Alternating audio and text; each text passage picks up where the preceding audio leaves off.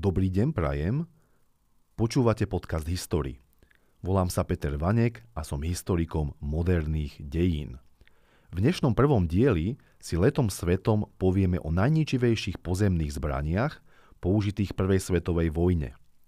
Nebudem sa zaoberať letectvom, lodstvom a ponorkami. Boje vo vzduchu a na moriach predstavujú rozsiahlu a samostatnú kapitolu. Úplne opomeniem i menšie ručné zbrane ako pištole, pušky či granáty. Svoju pozornosť v tomto dieli zameriam najmä na mohutnejšie, zdokonalené, respektíve úplne nové bojové prostriedky. Povieme si niečo o plameňometoch, guľometoch, delostrelectve, o tankoch, no a na záver spomeniem bojové otravné látky, ľudovo označované ako plyny. Poďme teraz k plameňometu. Za skutočne novú a inovatívnu zbraň možno považovať plameňomet. Hoci koncept používania ohňa ako zbrane siaha až do staroveku, tak prvýkrát bol masívne použitý počas Veľkej vojny. Za jeho vynálezcu je považovaný nemecký vedec Richard Fiedler. Plameňomet, alebo po nemecky Flammenwerfer, bol prvýkrát použitý nemeckou armádou na západnom fronte v roku 1915. Išlo o zbraň, určenú hlavne na boj zblízka. Bol efektívny pri čistení zákopov a opevnených pozícií. Okrem Nemcov ho vo Veľkej vojne neskôr používali viac či menej aj ostatné bojové strany, napríklad Briti či Francúzi. Medzi jeho hlavné nevýhody patrili: poprvé, obmedzený dosah, len niekoľko desiatok metrov, po druhé, vysoké riziko pre obsluhu, ktorá bola zväčša hlavným cieľom nepriateľa. Po tretie, plameňomet bol ťažký a vyžadoval obsluhu viacerých mužov. Prvé skutočne ľahké a kompaktné plameňomety, ktoré niesol iba jeden vojak, sa začali masovo používať až v druhej svetovej vojne. Pre hrubú predstavu, bojové nasadenie a jeho účinky je možno vidieť napríklad vo filme Zachráňte vojaka Ryana, keď americkí vojaci vypaľovali bunkre na pláži Omaha. Nasadenie plameňometov bolo príznačné aj pre konflikt vo Vietname, notoricky známy je typ M9A1-7. Ďalší bojový prostriedok spájaný s Veľkou vojnou je guľomet. Snaha skonštruovať plne automatizovanú zbraň siahala do 19. storočia. Skutočne prvý plne automatický guľomet vynášil americko-britský vynálezca Hiram Maxim v roku 1884. Postupne sa rozšíril do väčšiny armád sveta. Takzvaný Maximov guľomet využíval spätný ráz výstrelu na automatické nabitie ďalšieho náboja do hlavne a iniciáciu ďalšieho výstrelu. Maximov guľomet bol chladený vodou, čo umožňovalo dlhšiu výdrž a vyššiu kadenciu. Teoretická rýchlosť streľby dosahovala až 600 rán za minútu. V Prvej svetovej vojne sa používali guľomety na všetkých bojujúcich stranách, v pozemných, leteckých i námorných zložkách. Konštrukčne zväčša vychádzali z vynálezu Hirama Maxima. V prvých rokoch vojny išlo o ťažké a statické stroje, ktoré vrátane munície, chladiva a lafety vážili bežne okolo 60 až 70 kg. Guľomet bol obsluhovaný zväčša 3 až 8 mužmi. Osadenstvo zahŕňalo strelca, podávačov munície a chladiva, respektíve vojakov, zabezpečujúcich ochranu guľometnej pozície. K najznámejším ťažkým guľometom patrili britský Vickers, francúzsky Hotchkiss model 1914, nemecký MG08 či americký Browning model 1917. Vlastný ťažký guľomet vyvinulo i Rakúsko-Uhorsko, označovaný bol ako Schwarzlose model 1907/12. Vyznačoval sa jednoduchým mechanizmom a spoľahlivosťou.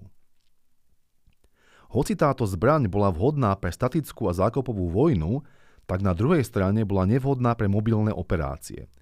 Postupne sa však začali objavovať ľahké a prenosné guľomety, vážiace zhruba od 10 do 15 kg, ktoré sa uplatnili pri ofenzívach Veľkej vojny, respektíve pri prepadoch úderných jednotiek.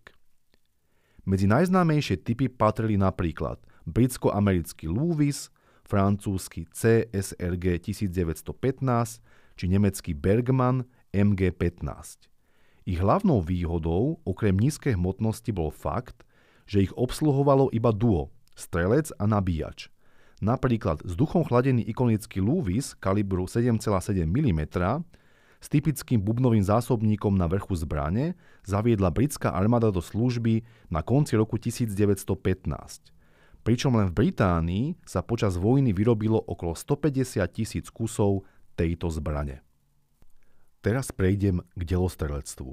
Neodmysliteľnú súčasť bojov počas Prvej svetovej vojny predstavovalo delostrelectvo. Samozrejme, nešlo o novú zbraň. Na boiskách sa používalo už stáročia. V dnešnom podcaste sa nebudem venovať jednotlivým druhom a typom artilérie. Prečo ju však spomínam? Práve v rokoch 1914 až 18 došlo k jej použitiu v nepredstaviteľnej miere. Artiléria mala navyše na svedomí najväčší počet obetí zo všetkých zbraní. Na boiskách ste mohli vidieť superťažké delá, ako nemecká húfnica prezývaná Tlstá Berta, ktorá vystreľovala projektily o hmotnosti viac ako 800 kg na vzdialenosť až 12 km. Rekordérom bol nemecký kanón tzv. Parížske delo, ktorý dokázal doručiť 106-kilový projektil na vzdialenosť až 130 km. Ako sa artiléria teda používala? Pechotnému útoku často predchádzala tzv. Delostrelecká príprava, ktorá mala zničiť prekážky, infraštruktúru v tyle, nepriateľské pozície, či zabiť, zraniť alebo aspoň vyhnať protivníka zo zákopov. Táto taktika však bola mimoriadne náročná na zdroje. Spotrebovalo sa pri nej obrovské množstvo munície. Ostreľovanie bolo často nepresné, nespoľahlivé a mohlo prezradiť sektor frontu, na ktorý sa chystal protivník zaútočiť. Totálne vybombardovaná krajina navyše prijala viac obrancom a útočníkom sťažovala postup. Veľavravné sú letecké snímky území siahajúcich približne od Paríža až po nemeckú hranicu, na ktorých je vidieť de facto len mesačnú krajinu, posiatu zákopmi a krátermi po výbuchoch. Najmä na exponovaných boiskách sa nenachádzal ani jeden nepoškodený dom či strom. Toto inferno dotvárali hnijúce tela ľudských i zvieracích mŕtvol. Vďaka nespoľahlivosti a častej neúčinnosti dlhej delostreleckej prípravy sa začalo využívať krátke a intenzívne ostreľovanie, ktoré malo za cieľ prekvapiť protivníka. Vráťme sa ešte k tej dlhej delostreleckej príprave. Pre zaujímavosť, pred útokom na Somme v roku 1916 trvalo nepretržité delostrelecké ostreľovanie protivníka až 7 dní. Táto bitka si vyžiadala viac ako 1 000 000 padlých. Následkom takéhoto intenzívneho ostreľovania pritom nemuseli byť len smrť či zranenie. Veľmi častým bol tzv. Shell shock, vo voľnom preklade šok z bombardovania. Išlo o posttraumatickú stresovú poruchu, ktorá u obetí mohla mať vážne následky, napríklad panické záchvaty, hysterickú paralýzu, stratu reči, sluchu či zraku. Mnohí pacienti sa museli opäť učiť chodiť. Jednoducho povedané, mozog vypovedal službu. Niektorí vedci dokonca tvrdia, že Adolf Hitler neutrpel dočasnú slepotu v dôsledku plynového útoku na konci vojny, ale javil typické príznaky posttraumatickej stresovej poruchy. Ďalší, skutočne novátorský bojový stroj predstavoval tank. Samotné označenie tank, znamenajúce nádrž, bolo krycie meno použité Britmi počas jeho vývoja. Toto označenie sa nakoniec udomácnilo aj v slovenskom jazyku. Tanky sa prvýkrát objavili počas Prvej svetovej vojny a predstavovali zásadnú inováciu v pozemných bojoch. Hlavným dôvodom pre ich vývoj bola potreba prelomiť patovú situáciu, ktorá nastala na západnom fronte. Tradičné útoky pechoty na dobre opevnené zákopy nepriateľa boli extrémne neefektívne a vyznačovali sa obrovskými stratami. Napríklad len v prvý deň ofenzívy na Somme zahynulo viac ako 19 000 vojakov britského impéria. Ohromné straty nakoniec viedli k vývoju obrneného vozidla, ktoré by bolo schopné podporiť pechotu a bezpečne jej preraziť cestu cez ostnaté drôty a zem nikoho. Prvé nasadenie tankov sa odohralo počas bitky na Somme dňa 15. septembra 1916. Z pôvodných 49 britských tankov sa kvôli technickým poruchám dostalo do bojov iba 32 kusov. Len 9 tankom sa podarilo prekročiť zem nikoho a prebiť sa k nepriateľským zákopom. Hoci tieto stroje nezohrali významnú úlohu, tak demonštrovali svoj ohromný potenciál a mali negatívny dopad na morálku nepriateľa. Britský tank Mark 1 sa vyrábal v dvoch verziách: male samec a female samica. Na boisku ste ich rozpoznali ľahko. Samec používal kanóny ako hlavnú zbraň a samica mala guľomety. Posádku tvorilo 8 členov, tank vážil 28 tón, maximálny dojazd na jedno natankovanie predstavoval 32 km, maximálna rýchlosť bola iba 6 km hodine, pancierovanie malo hĺbku 12 mm, no a hlavnú výzbroj samčieho Mark 1 tvorili dva kanóny kalibru 57 mm. Celkovo bolo vyrobených viac ako 1800 kusov britských tankov vo variáciách Mark 1 až Mark 5. Nevýhodou tankov počas Prvej svetovej vojny bola ich vysoká poruchovosť, nízka mobilita a výkon, slabé pancierovanie a nákladná výroba. Pomerne ľahko sa dali zničiť polným delostreľstvom. Z francúzskych tankov treba spomenúť Renault FT-17. Išlo o ľahký tank s väžou, ktorá sa vedela otočiť o 360 stupňov. Tento koncept sa používa až dodnes. Posádku tvorili len dvaja muži, tank vážil iba 6,5 tony.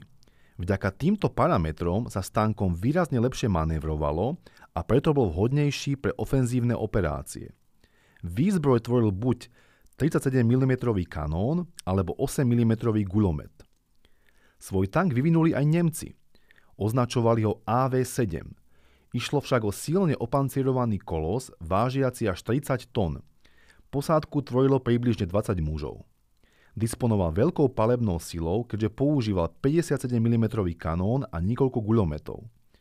Vyznačoval sa mizernou pohyblivosťou a celkovo sa vyrobilo iba 20 kusov. Pre zaujímavosť dodám, že 24. apríla 1918 sa neďaleko mesta Amiens vo Francúzsku odohral prvý tankový stret v dejinách.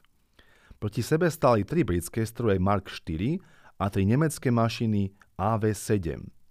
Do tejto tankovej bitky zasiahlo i delostreľstvo a jej výsledok sa dá interpretovať rôzne. V závere dnešného podcastu si prejdeme ešte bojové otravné látky. Použitie bojových otravných látok na priemyselnej respektíve masovej úrovni je spájané práve s Veľkou vojnou. V rozpore s poznaním laickej verejnosti však tieto zbrane pravdepodobne nepoužili prví Nemci, ale armády dohodových mocností. Konkrétne, už v auguste 1914 použili Francúzi etylbromoacetát, ktorý doručili do nemeckých pozícií cez puškové granáty, teda granáty vystreľované z ústia hlavní pušiek. Tento útok sa však minul účinku a bol totálne neefektívny. Častejšie, ale pravdepodobne nesprávne sa uvádza, že pri tomto strete bol použitý xylylbromid. V oboch prípadoch však ide o kategóriu dráždivých otravných látok, označovaných aj ako slzotvorné. Ich úlohou nie je zabitie protivníka, ale vyradenie z boja, respektíve demoralizovanie. Takéto chemikálie vedia silne podrážiť oči, kožu, sliznicu dýchacieho a zažívacieho traktu. Niektoré slzotvorné látky sa dnes používajú napríklad pri potláčaní demonštrácií policajnými zložkami. Podobne Briti použili v prvých mesiacoch vojny oxid siličitý, teda SO2. Tento bezfarebný jedovatý reaktívny plyn má pri vyšších koncentráciách typický štiplavý zápach. Ja jeho účinky v menšej miere dokonca poznám na vlastnej koži. Ešte ako dospievajúci chlapec som doma s otcom v pivnici dezinfikoval demižón na víno. Ide o tzv. Sírenie. Na kovovom drôtiku sme mali zapálený sírny knôt a ten sme vkladali do demižóna. Ja som bol veľmi zvedavý, ako to funguje, no a naklonil som sa na tú nádobu a nechtiac som sa nadýchal z plodín, teda oxidu siličitého. Priznám sa, bolo to fakt bolestivé, pálivé.